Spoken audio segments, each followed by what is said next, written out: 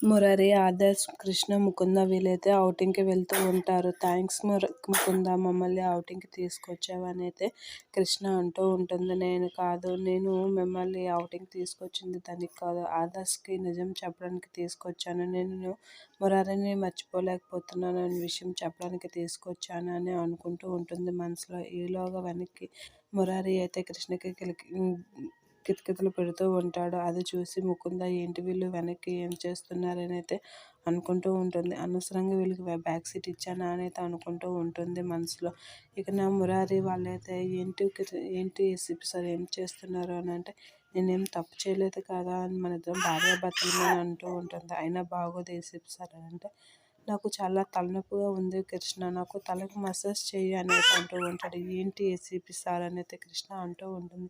చాలా తలనొప్పిగా ఉంది కృష్ణ, తలకి మసాజ్ చెయ్యి, నాకు మర్దన చేస్తే కానీ తలనొప్పి తగ్గదని చెప్పేసి మురారి కృష్ణ ఒళ్ళో పడుకొని ఉంటాడు.